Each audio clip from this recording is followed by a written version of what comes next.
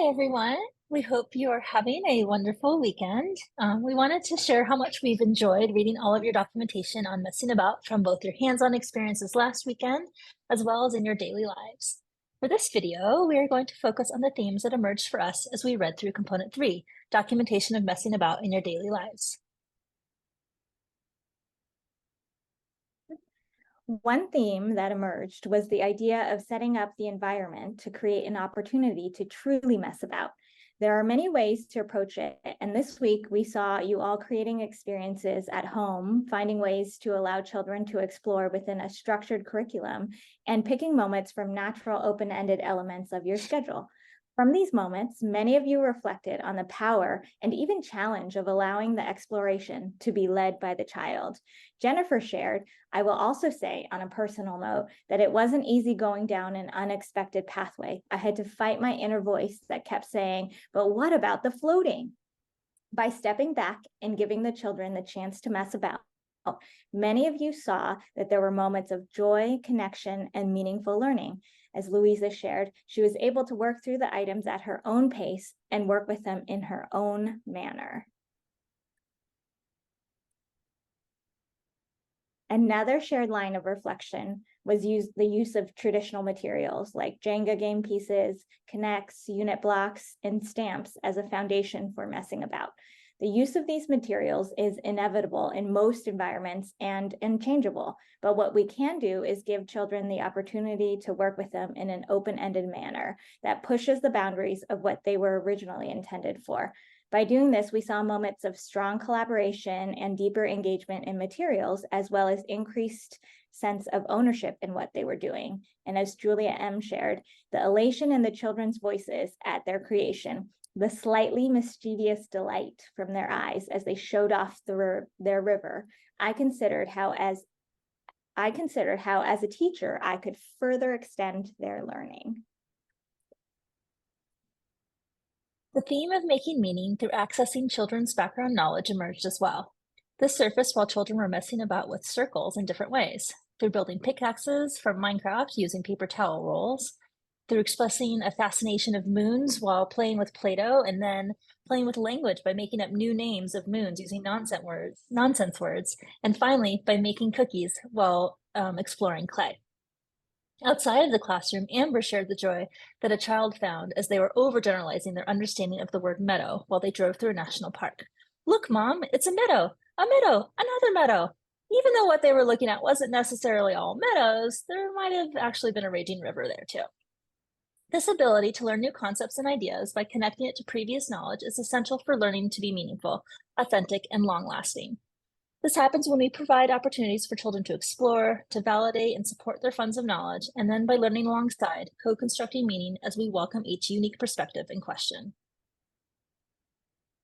Finally, there are many wonderings about how to observe the square phase when a child is either pre or nonverbal.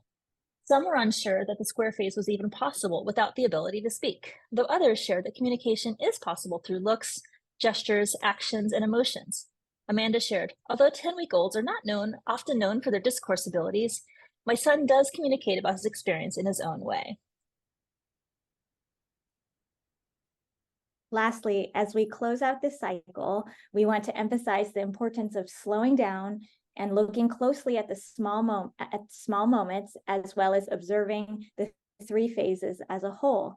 In some experiences, students won't engage in all three phases, and that's okay. We can use the framework to unpack what we're observing and then plan our next steps accordingly, whether it be to encourage them to go to another phase or to dive deeper in their current phase. Lily shared, while I have always encouraged all of these steps, I've never felt the specific significance which Hawkins, among our other readings, gave to each phase of learning through this framework. Our hope is that this framework of messing about gives you the language and lens to closely analyze what is happening and not put value on one phase over another, and to continue to advocate for the value of play. Okay, so now welcome to Cycle 2, Design Thinking. I'm very excited for you to start to explore this new framework. So, based on feedback and some reflection on our part, we've done a little bit of rearranging within the course shell, as we mentioned during our last Zoom.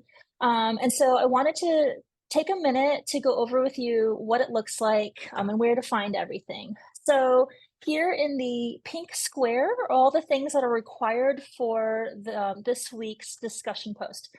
So, you'll see this first required read and watch, intro design thinking. So that I'm gonna actually show you in just a second because there's a couple things in there. Then there's a required read called It's Okay, Not Everyone Could Be Good at Math.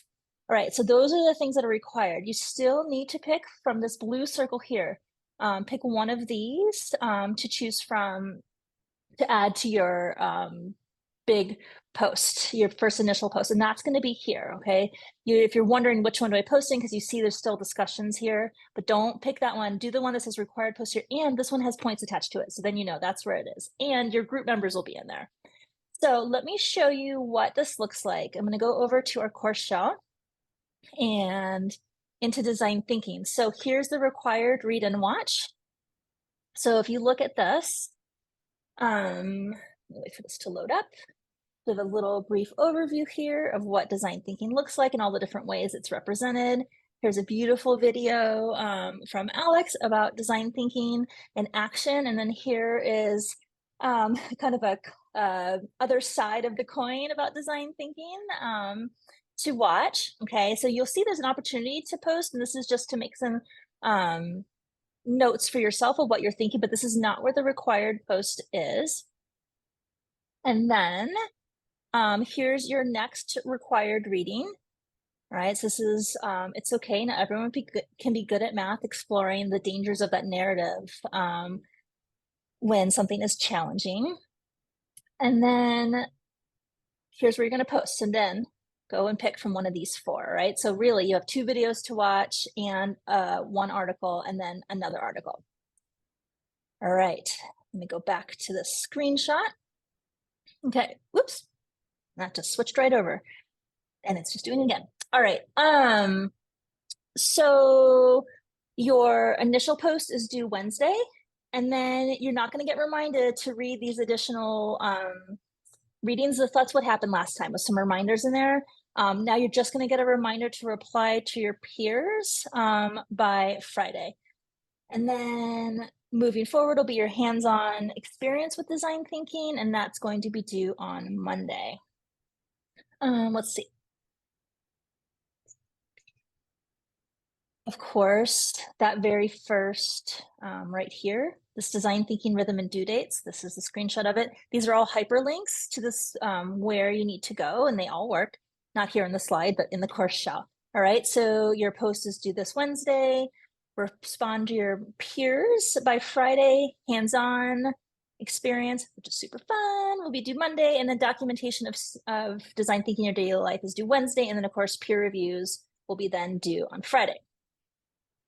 So based on our last experience, this last cycle, we have a couple just reminders for you. So with the discussion post, make it feel like a conversation and respond to those that respond to you. So as you're reading, use those engagement points that are listed within the discussion. And then if someone responds to you, use it like a conversation and write back to them. This is where you guys are making meaning together since we're not able to be together in the same spot. That's an important aspect of that co-construction of meaning. And then additionally, don't forget to reference the required materials, but then also put in an additional resource because your peers may not have read that resource, and that's going to be their way of knowing what's out there. Maybe that'll inspire them to go back and read that. So make sure that whatever additional resource you read, put that in there. I want to see how you make those connections and how it connects for you. And then also maybe it has some contradictions, and we want to hear that in your conversation. And then citations. So don't forget when you use text from the weekly resources, be sure to cite in your discussion groups and then also in your hands-on reflection.